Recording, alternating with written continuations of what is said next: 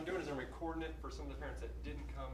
Also, since I'm at Dogwood in Farmington, I thought about, because I don't know when they have an open house yet, so I thought about, I can share the link with them, they can watch it, just to get an idea of what we're doing. So what are we doing here? Well, what I wanted to do is, I have a couple students, and I said, I wanted to have kind of a mini lesson, and then answer questions, and then explain things in detail to you. And then so you have an idea of, okay, I'm spending how much a month for you to do what? Well, I want to explain all that, and then go over it and have them demonstrate, and then show you what to look for when they're doing it wrong, and also what to look for when they're doing it right. So you can say, hey, I like that.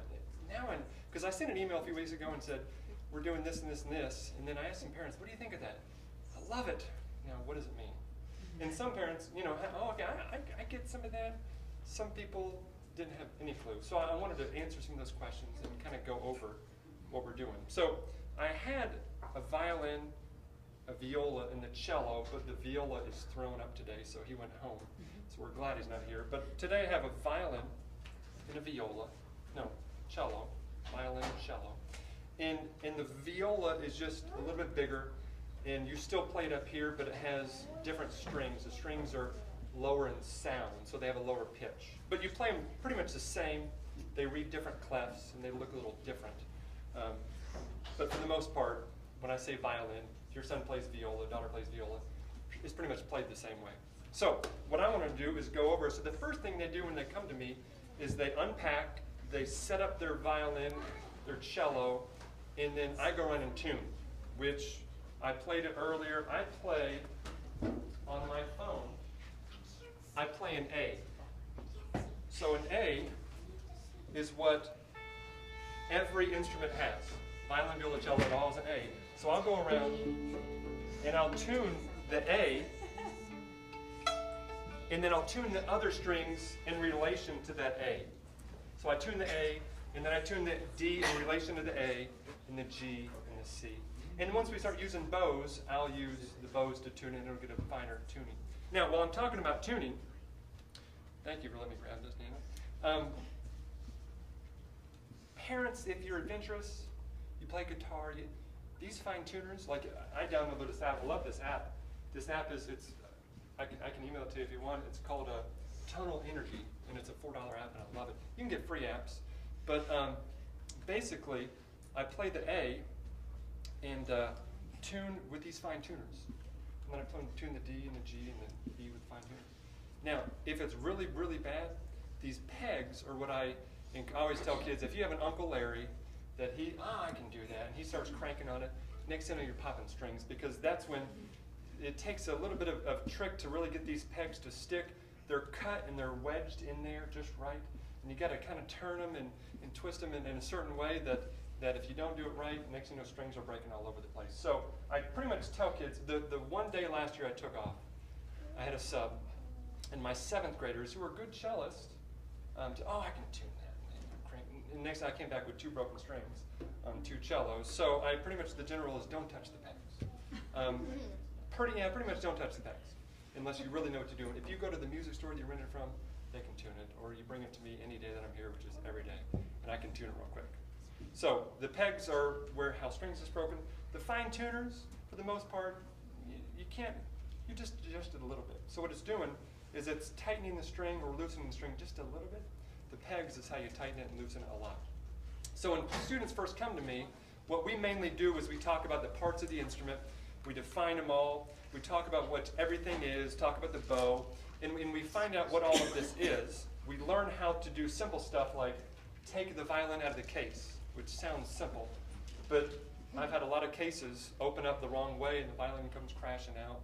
And so we talk about the basics, how to take care of the instrument, how to maintain them. And then the next thing we do is we start learning how to hold it. Now the illustration that I use early on, and if you already heard this, I use the juggling analogy. When I was young, I wanted to learn how to juggle. I started with 3 balls, I threw them up, and they all came crashing down. And so I did it again, and did it again, and it didn't last long until I quit. Until finally I read a book and it said start with 1. So I started with 1, and then it said throw it in the exact same arch and the exact motion every time. And after 5 minutes I was bored, so I went away. And then I came back and I did it again.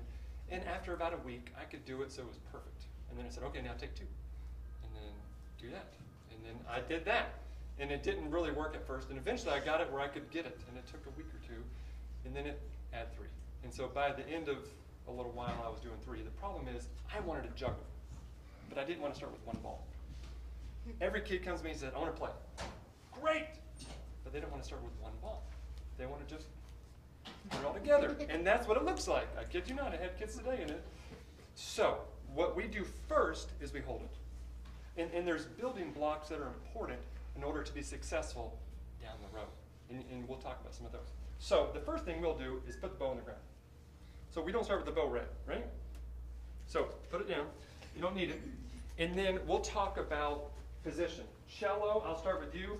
What I usually do is I set them up so that, all right, this part is around the chest. It's around the middle, below the chest itself, but somewhere in there, the cello will rest against his body. Notice he's sitting up, his back is straight, his feet is flat. If I wanted him to stand up, he could. So it's resting there. This peg here, we call this a C peg because it's holding the C string. It sits somewhere behind the left ear. The trick about this is a lot of kids with the short, if I were to lower the end pin, now it's jabbing him, and then you get all these crazy positions. So a lot of kids are like, can you tell me where to put my end pin? I'm like, yeah, but I can set you in this chair.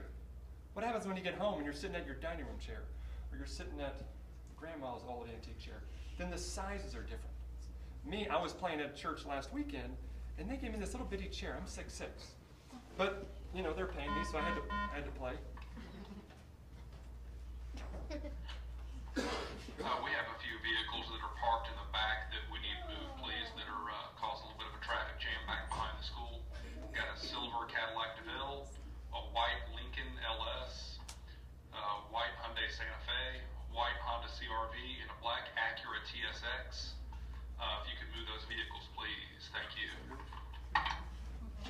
So what we're doing is we're trying to get it set up so that the upper bout is resting against his chest, the peg is somewhere behind his ear, and his legs can cradle these little hooks on the side, which is what we call the C bout, and it's cradling there. And then we'll tighten it and get it in place. I want him to get used to where it sets so when he goes home he can adjust it to where exactly that height of that chair. Now, the trick is when he starts putting his hands in place, he wants to look at his fingers. So what he's going to do is he's going to move it over here. And he's going to turn his body this way. I'm using you as a and he's going to do this. And now the cello's not straight and his body's not straight. And he's going to be seeing a chiropractor before long. So the goal is to keep your the cello straight and your body as straight as you can with adjustments. We got room for you, I hope. If not, we got more chairs in the back. So this is the cello. So the first thing we'll do is we'll get him set up and we'll learn the open strings. Now, with Daniel here, he has the violin, but we can do violin or viola. So Daniel, what we'll do is we'll show him how to put on this shoulder rest. Now, some people come, I didn't bring one with a foam because they're $2 and they're cheap. The problem with foams, well, first of all, you need a shoulder rest because, Daniel, can you hold the violin without a shoulder rest? Go ahead.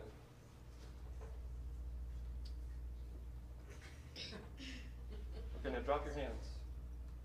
No, drop your, oh, you got it? Okay. So, we need something back there.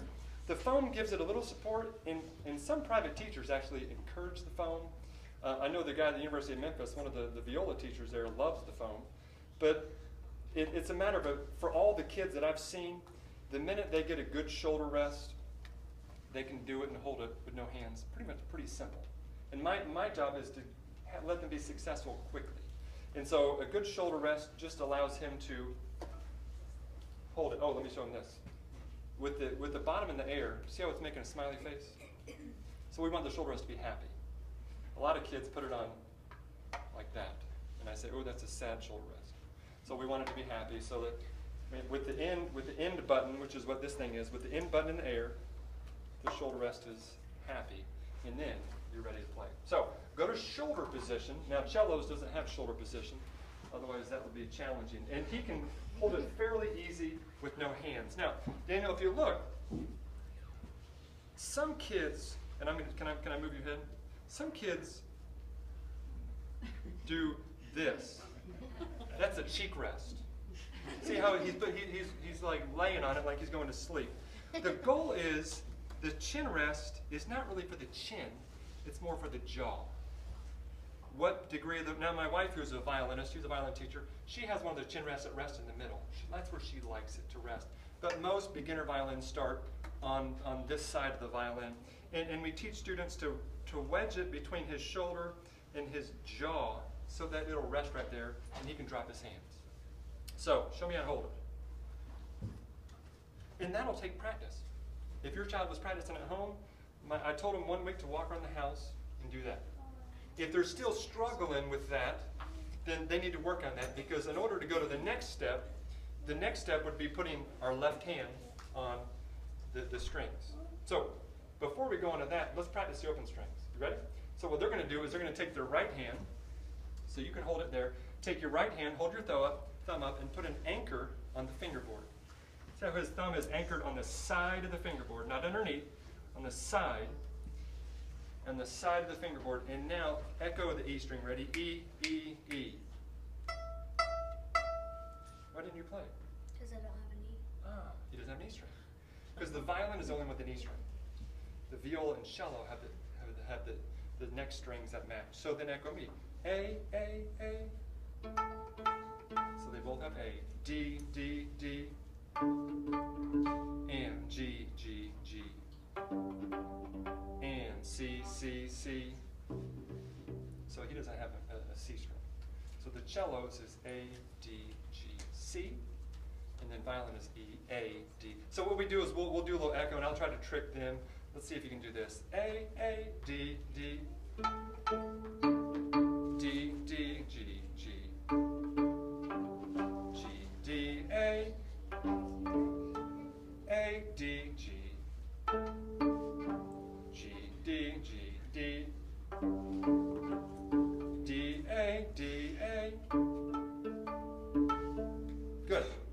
Make sense? So we try to do that. We'll review that every week we've done it for probably 3 weeks now, just to get it till we really know the string name. Now, the next step, once we kind of have an idea, is we'll put our left hand and change the length of the string. So I'm going to use yours because it's bigger and it's easier to see. So the string length, a lot of people think it goes up here all the way down there. Actually, the string is resting on this little black part here, and it's resting on the bridge. So if you ask, how long is the string? Well, it's this long. So how do I change the pitch? Well, you make it shorter. You can't make it longer. Well, you can if you adjust the pegs, but you never do that. For the most part, you put the fingers, and if I put my fingers on this string here, now the string goes from the pinky to the bridge. Is that going to make the pitch higher or lower? All right, it's going to raise it. And as I go up, and the string gets shorter, the pitch goes higher. Now, these other strings that are the same length, the diameter is thicker, so it has a lower pitch. So what we do is we put our fingers down, and then it makes the strings shorter, and then we take them off, and it makes the string longer. So the first thing we do when we put our fingers on the string is I'll tell them to go to the D string. So put all your fingers on the D string. And we talk about how to put those down. So let me go to cello first. What I do with my cellos, and I didn't bring it, is I grab a water bottle, or actually I stole it from the janitor department, one of those paper towel rolls that was almost empty. And I take it and I put it in their hand. And so pretend like it's a paper towel roll, and I say, okay, grab this. And they grab it, and if you look at it, their thumb is generally under the middle finger. Generally, within reason, it's under that. And then I say, okay, relax, and now leave it. So the thumb goes underneath the middle, and then 1, 2, 3, 4. If you notice, the cello has 3 tapes. One for the first finger, one for the third finger, the ring finger, and one for the pinky. The middle finger doesn't have a tape. So this has a tape, this has a tape, this tape. And the thumb goes behind the middle finger generally. And what I'm looking for here is to make sure his wrist and his arm is as straight as he can. I don't want him to raise his shoulder, because that is another recipe for a bad chiropractor. Try to keep it relaxed. And then a lot of kids, what they'll try to do, because it's hard to hold down these strings, what they'll do is they'll try to compensate by and I'm going to use you. They'll squeeze their fingers together and really try to hold down that string instead of keeping the position. Or they'll try to like turn their hand and they'll do this funny position so that their hands can hold it down easier. It's a challenge to maintain this. When I was started on violin in 5th grade, I had this beautiful hand position. And then what happened when I went to cello? I had this terrible hand position because my hand has to go from this to this. It's more of a perpendicular motion, whereas the violin is this angled thing. So you got to maintain that. And the pinky is what we start with. Now, I always try to teach them the names of the notes they're plucking. And so if violin puts 4 fingers on the D string, it's a musical alphabet that's A, B, C, D, E, F, G. And what happens after G? What comes after G in the alphabet? H. But in music, what happens? It starts over back at A. A, B, C, D, E, F, G. So if we're starting an open D, and we're going up, what comes after D? What comes after D? E, good. So D, and then if I put 1 finger down, so put 1 finger down on the D, 1 finger is E. Now, violins, you put 2 fingers down. Cellos, you put 3 fingers down. And what comes after E? F. But it's an extended F. It's a little higher, so it's an F sharp.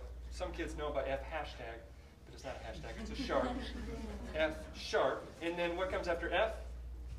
G. So 4 fingers cellos, 3 fingers violins is a G. Oh, okay. Well, talk daddy. So, since the cello has a bigger fingerboard, it takes long. I can't do 1, 2, 3, 4, even though I could do on this cello. But violins, you can put 4th finger down, and what comes after G? A. It starts over. So A. Well, hold on. We just plucked an open A. 4th finger on the D string is the same as open A. Cellos, you do G, and then to do open A, you do open A. So what we're trying to learn, and this is what we're doing right now at all my classes, is we're trying to learn a D major scale. And what is a scale? I compare it to a ladder. Start on D, which is open D, and go up 8 steps till you get to another D. And if you want, that's 1 octave scale. And if you want to go to another octave, keep on climbing until you get to another D. That's 2 octaves. Or go back the other way. So people say, I can sing a 3 octave range. It's incredible, because that's from D to D to D to D. That's a lot of octaves. So cellos, we only have so many octaves. We start on C, and we can go way up here to high C. So it's like usually a 4 octave range, and same for violin. But what we're trying to work on is 1 octave, from open D to high D. So let's see if we can do it, Daniel. Ready? See if I can figure out how to do this. All right, echo me on open D. D, D, D, and E, E, E. First finger E. There it is. And then F sharp, F sharp, F sharp.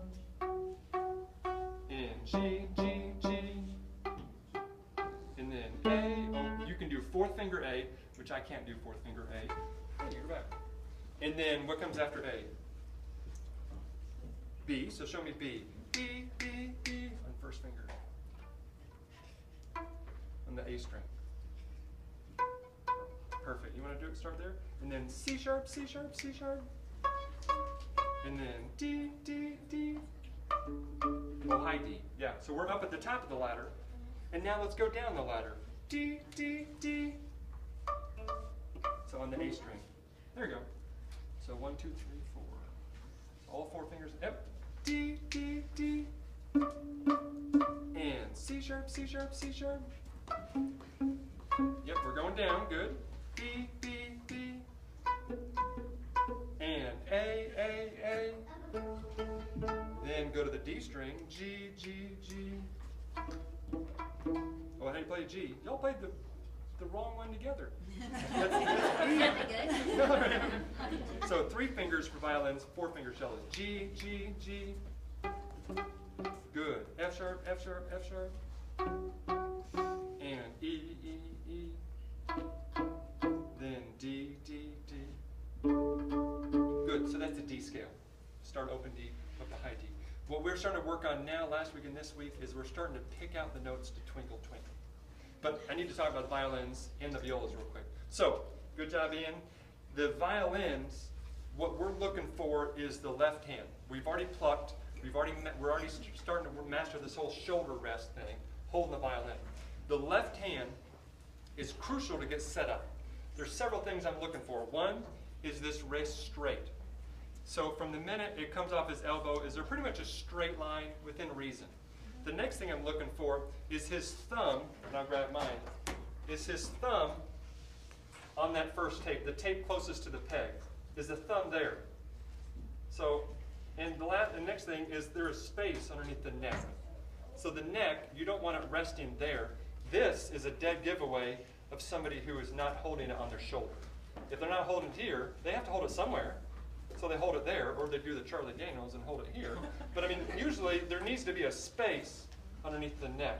The other way, well, there's two other ways kids try to cheat the system, is they do what I call carrying pizzas. If you take it away, and so I had kids today, I said I'd like a pepperoni and extra cheese, and this is what they're doing because they're holding the violin with their left hand. Or the other way, kids are sneaky. They do this, and the arm's pretty much straight, but it's resting right there. And they're like, oh, I can get away with this. And like my fingers can stretch, and they do, but it's still resting. You have to hold it here, and I don't have a shoulder rest. You have to hold it here, and then that way this hand is free to move up and down. If it's not holding here, then it won't allow you to move up and down. So you gotta have that freedom. Now this is something that has to be developed, and sometimes the shoulder rest need to be tweaked. There's a lot of fine tuning that takes place. But for the most part, what I'm looking for here is I'm looking to see, is his wrist straight? Is there a space underneath the neck? Is he carrying pizzas? And so far I see a good things. The other thing I see is a lot of times kids like to do their hand like this. And if you look at it, I don't know how in the world his pinky's going to touch unless it's go-go magic pinky. But so in order to accommodate that, you need to kind of turn your hand and kind of move the elbow out a little bit. So that way his fingers all can be placed on the string. And then put them on the D string. Make sense?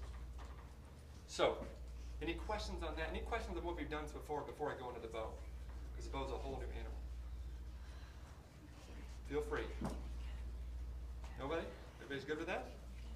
So far we've talked about the instruments, holding them in the left hand. So you see why we isolate the juggling thing? Because this alone takes weeks, if not a month or two. The bow is what we start working on quickly. So if y'all could lay the instruments down while I grab a pencil, and I'll grab you one. This must be what Mr. Hopper chews on in the middle of the class. So this is, yeah, here you go. This is a pencil, and the first thing I do when I introduce the bow is I tell kids, okay, the left hand is what plays on the string, and that's not the bow hand. The bow hand is the other hand. The hand that hasn't done anything yet. So the right hand is the bow hand. Because I've had kids, even this week, they show me their bow grip, and they grab their left hand, and I'm like, you haven't been practicing much, have you? Or if they did, they've been practicing wrong.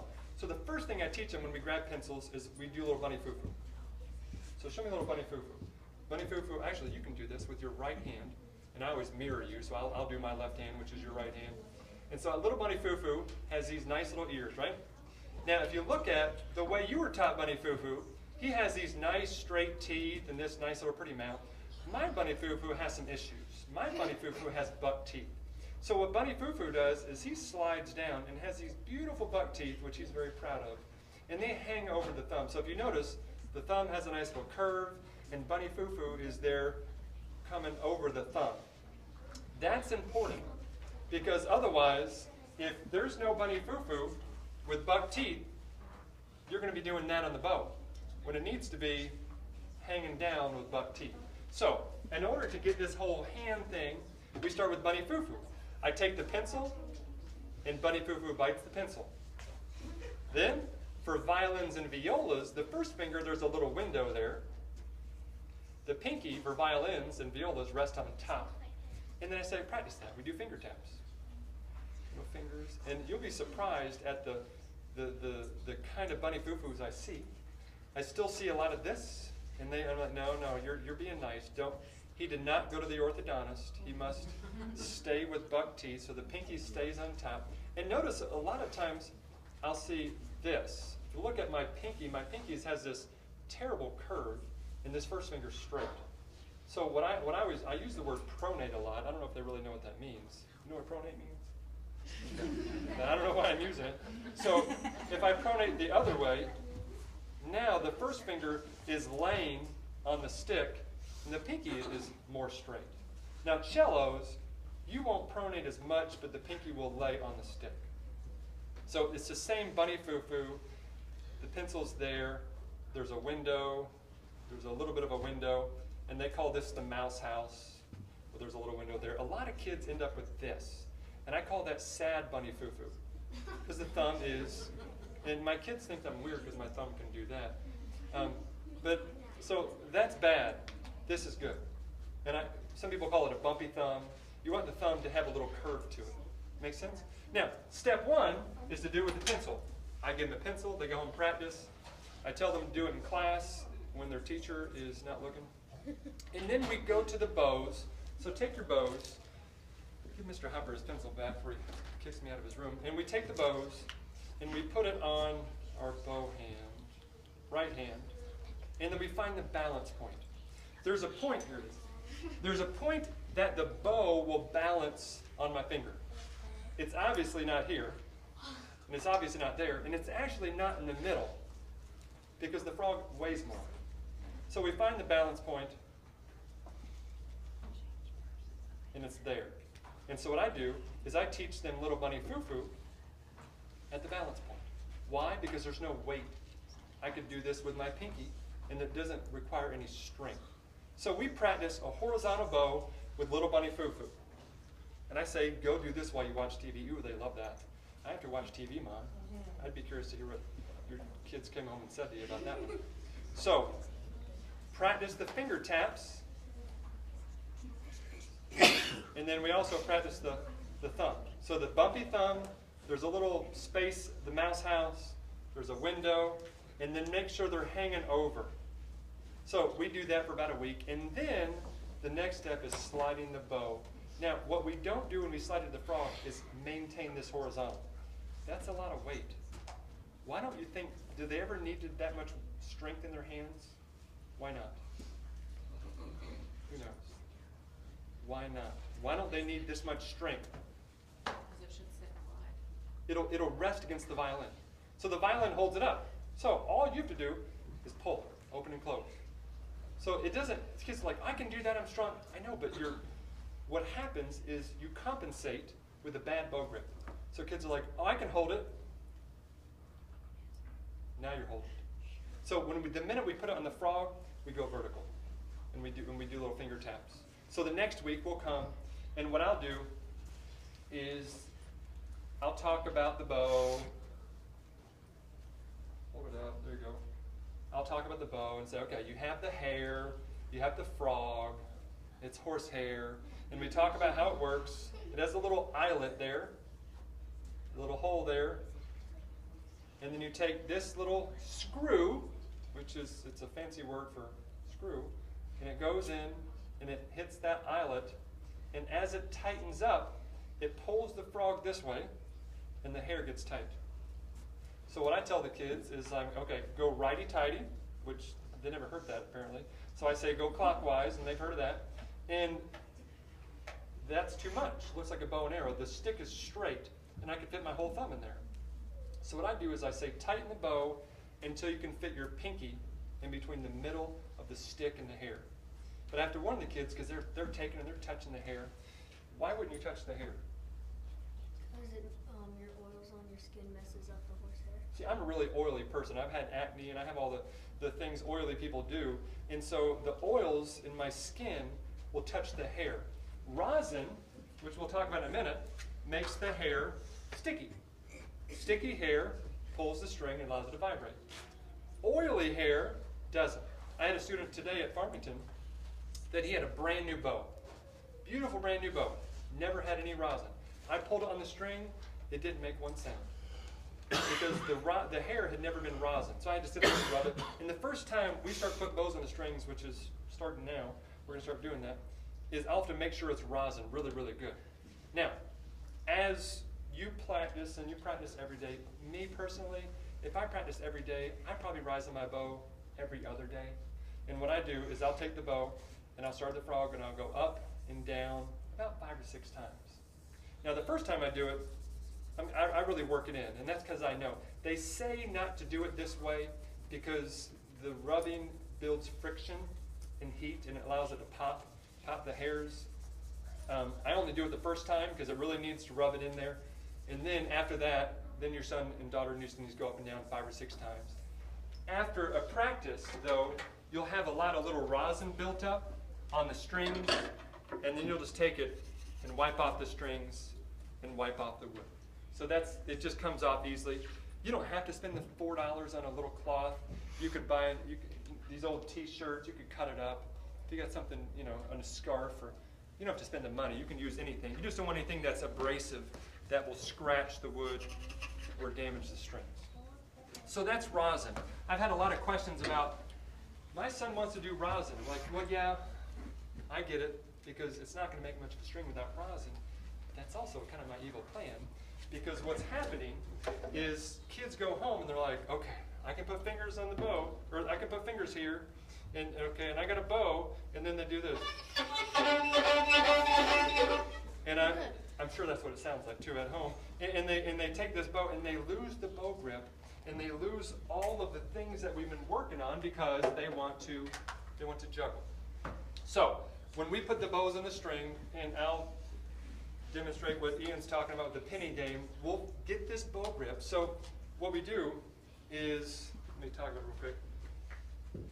The thumb goes at the top of the frog on the wood. So if you notice, there's a brown wood, there's the frog, which kind of comes up in a little U, and there's a little leather piece, and then there's a metal winding. Every teacher has they like to fine tune it. For me, the general thing is I put the thumb at the top of that frog on the wood. So I'll say thumb on the frog, middle finger for violins, I tell them to rest it on that metal ferrule. They call it a ferrule. Rest on the other side there. Ring finger. Ring finger will cover the little eye. Some bows don't have an eye, but if you do, I cover that eye. Violins, pinky goes on top. Remember that little window there? The first finger rests on that little winding. Some people have like Daniel has a plastic winding, a little black, but me have a metal winding and it rests there. And then make sure I have a bumpy thumb. Some kids that struggle with this bumpy thumb, I'll tell them to turn the thumb so much that the thumb kind of rests against the hair, and that gives them a feeling of stability. One kid at Dogwood came in with a little corn pad right there, and that told him where to put his pinky, which that's fine too, because it's a good tactile way to remember where to put your hand. So this is a good, solid violin, viola bow grip. What I see a lot is, like I said, this. See how the thumb is bent or curved the wrong way? The first finger is straight, and the pinky is doing all kind of weird stuff. I see this a lot. Or when they put it on it, naturally, instead of leaning into the bow, because it's weird feeling the first time I went snow skiing, my brother said, lean in the hill.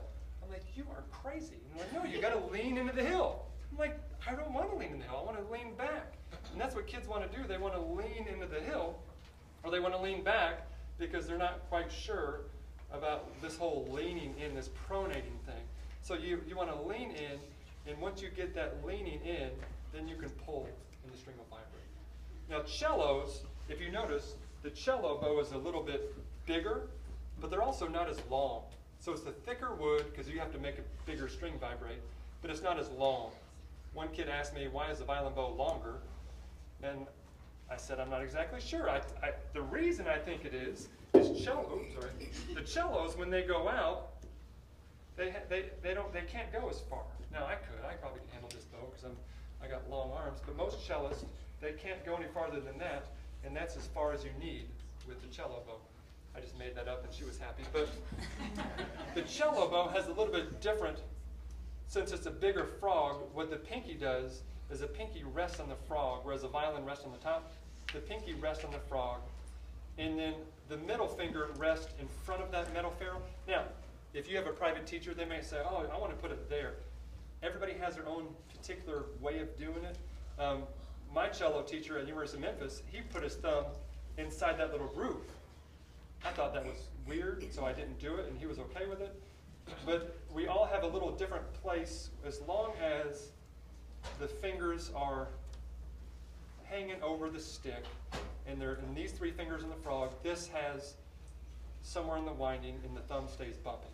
The bumpy thumb is important, but it's very hard to do. It's a thing to learn.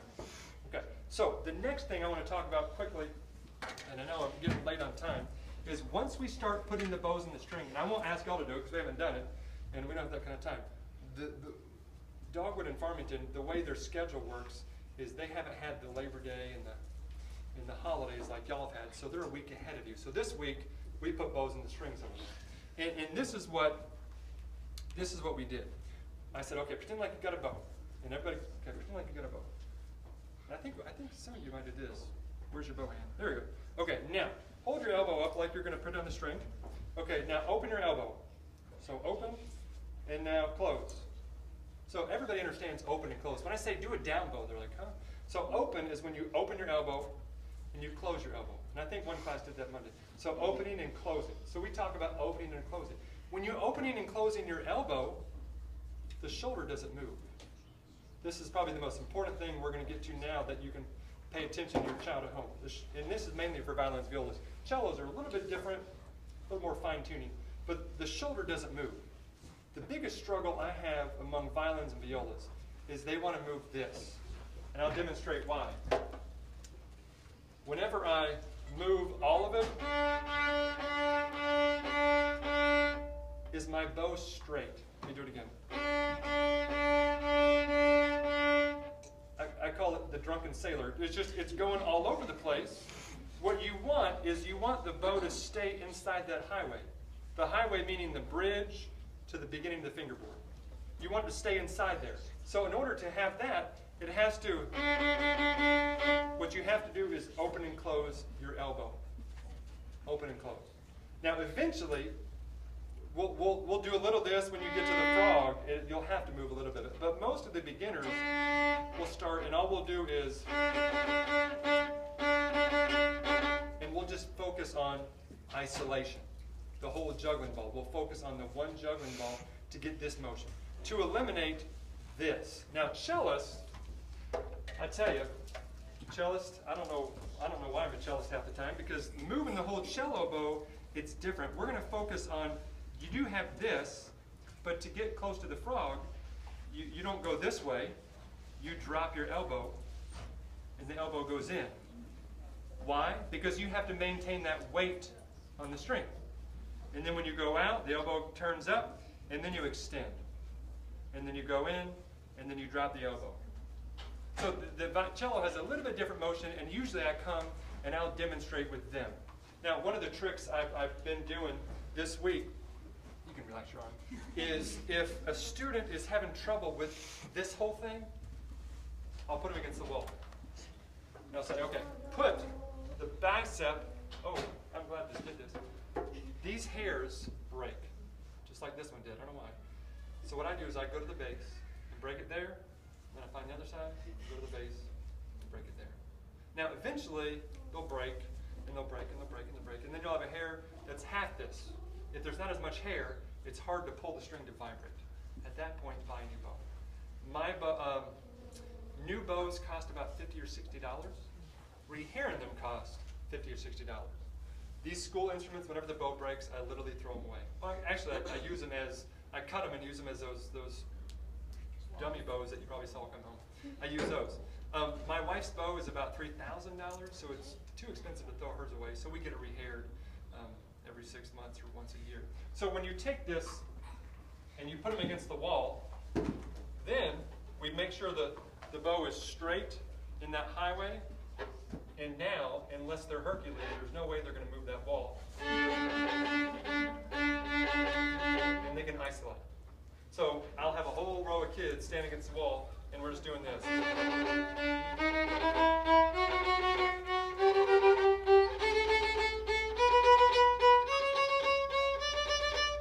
So I tell kids this week, go to look in the mirror and watch your bow, and then watch your elbow. And have your parents watch. If you're still doing this, then go against the wall and do it. Now there's going to be some fine tuning, but if they watch to make sure the bow is straight, their hands will compensate and make sure everything goes straight. And the hand does, but I don't tell kids, okay, take your arm and move it, and then move your hand just a little. If I just say keep the bow in the highway and keep it straight, kids figure out what to do. And they're smart enough. I've never had any trouble with that. All right. Did I miss anything, Ian and Dan? So that's where we're on now. We're at the point where we're putting the bow in the string. We're going to make sure we get a straight bow. Make sure we're not using this muscle, which this is the biggest thing that I'll see. And now we're going to start putting the left hand with it. Now, where's my kid's book? We got this book. I haven't given the books yet. Why? Because last year, I wanted to make sure kids got the book. And so I gave them the book. And then all this stuff that you're focusing on went out the window, and then we did this.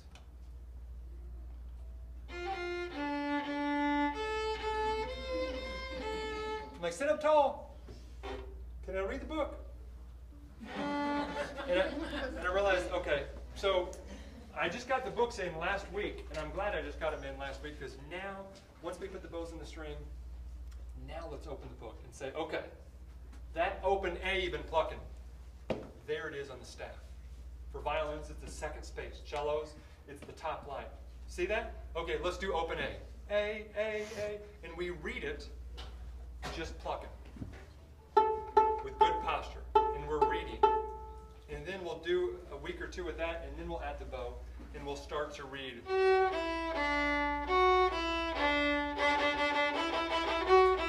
And the goal by Christmas is,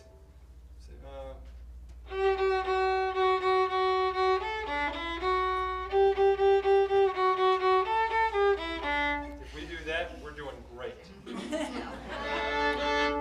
A lot of kids, why can't my kids play a song? Well, because they've done a lot. And there's a lot to do. Last year, our Christmas concert was a lot of plucking and just a little bit playing 2 or 3 notes on the bow with the fingers. That's a lot. So, we're going to start bows in the next week or two. Before I forget, I have all these shirts over there. There's 2 shirts which are provided with the string fee. One of them is the polo, and the other one is the t-shirt. Now, I brought this t-shirt as an example of last year's.